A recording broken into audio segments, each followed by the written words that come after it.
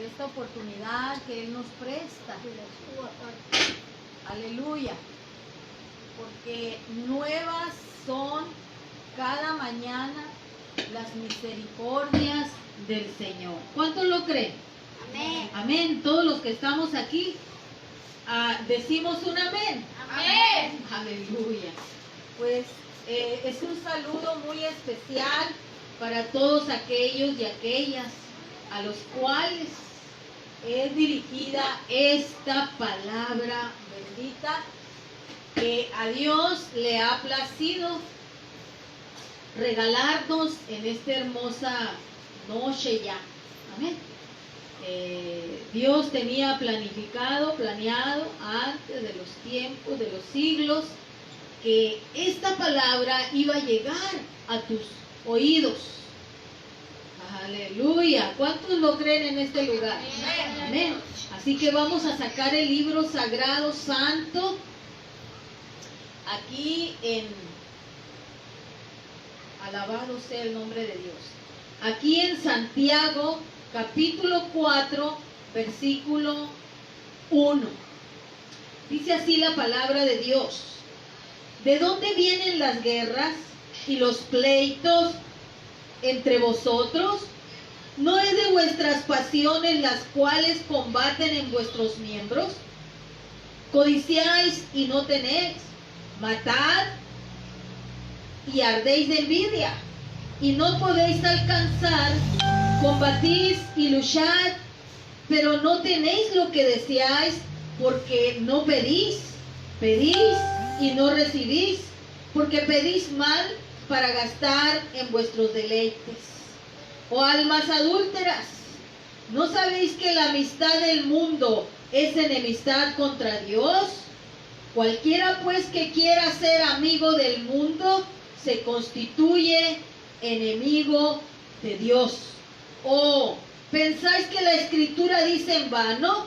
El Espíritu que Él ha hecho morar en nosotros nos anhela celosamente, pero Él da mayor gracia. Por esto dice Dios: resiste a los soberbios y da gracia a los humildes. Someteos pues a Dios, resistid al diablo y huirá de vosotros. Amados hermanos, fíjense bien esta palabra bendita, cómo Dios, amén, a través de su Espíritu nos trata aquí de advertir, de aconsejar, de hacernos ver, abrirnos los ojos de una manera muy sabia y entendida, como hijos de Dios, como hijas de Dios. Y nos dice el apóstol aquí, Santiago, nos da una advertencia, porque te voy a decir algo, mira, la iglesia del Señor se compone de hijos y de hijas. Aleluya, qué descubrimiento, ¿no? Entonces, mis amados hermanos, se compone de familias la iglesia del Señor, y por lo tanto es menester que tú y yo, que tenemos ya una familia establecida en cada hogar, cada casita, tenemos que aprender de estos principios morales, espirituales, que Dios en su misericordia nos regala en esta noche, en esta hermosa noche. Amén, gloria a Dios. Porque necesitas tú, necesito yo, aprender de estos principios que el Espíritu Santo le mostró a los apóstoles, a estos grandes maestros que Dios instituyó para corregir lo deficiente, lo que no está bien dentro del pueblo de Dios. Porque también te voy a decir esto, que la iglesia del Señor se compone de gente normal, de gente que tiene pasiones, que tiene ideas, que tiene meramente, ¿verdad?, filosofías muy personales.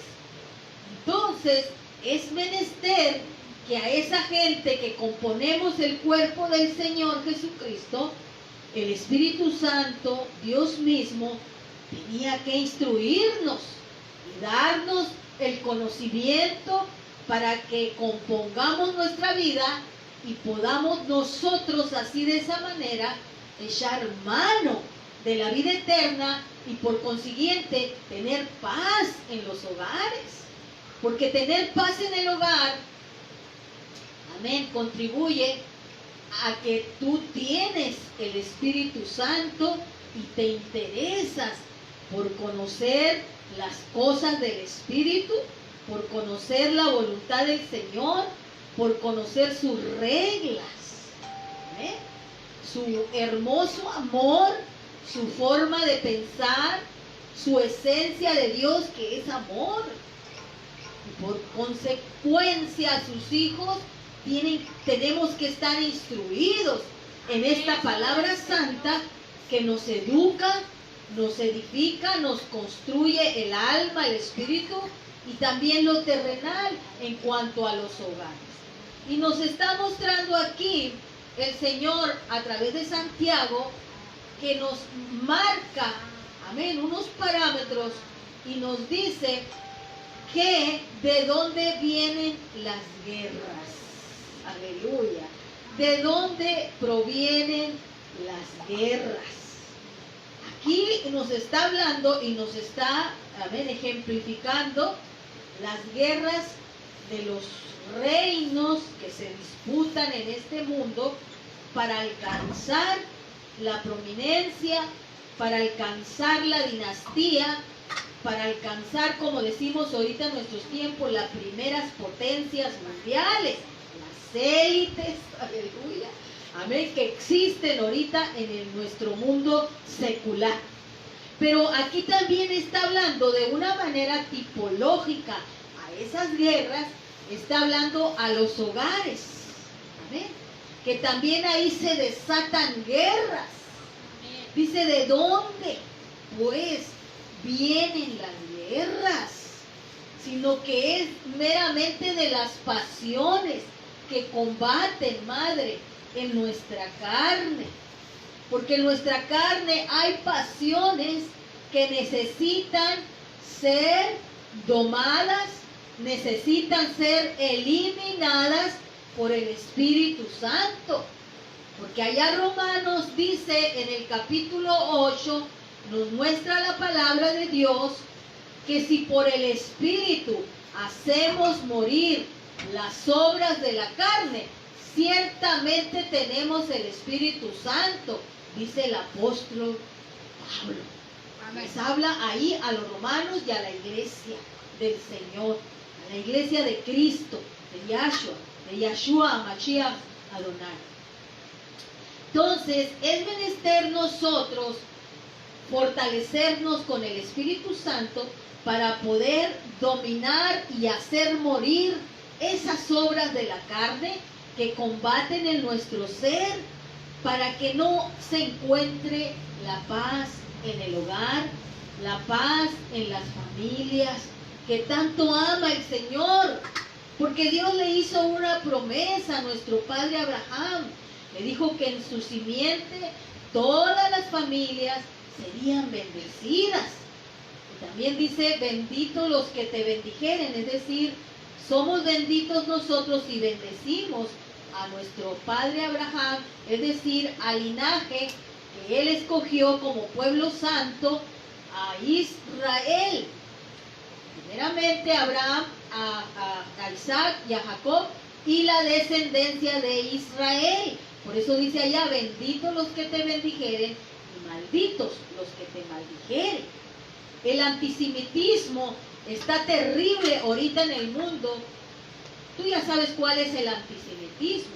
Todos aquellos gobiernos, aquellas élites que odian a Israel, la ayatolá, todos esos sistemas, entre comillas, amén, espirituales, que aborrecen al pueblo de Israel y por lo tanto, por consecuencia, les está preparado el lago de fuego que arde con azufre para aquellos que han odiado a este pueblo y a la iglesia del Señor, a estos dos testigos, a estos dos olivos, amén, a estos dos candeleros, que ya por siglos, milenios, estamos aquí en la tierra.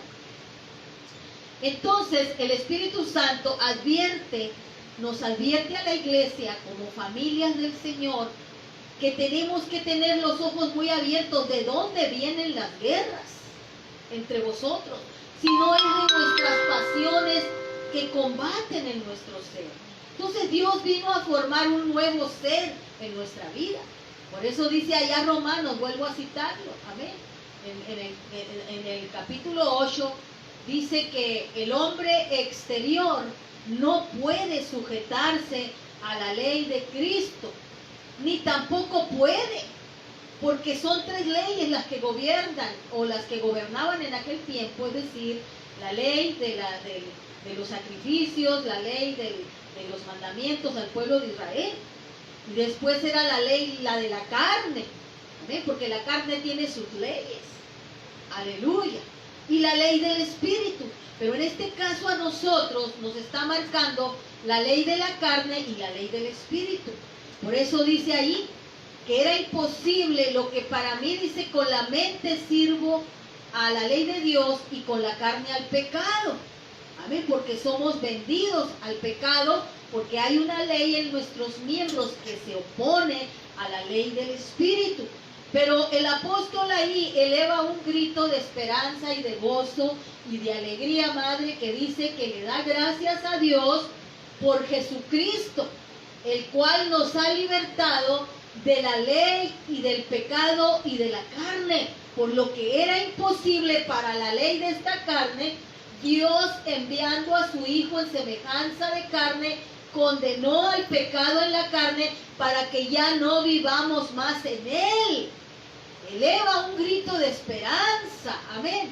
Y luego también ya nos narra más adelante en el capítulo 8, dice que la ley del Espíritu de vida en Cristo Jesús me ha libertado de la ley y del pecado y de la muerte.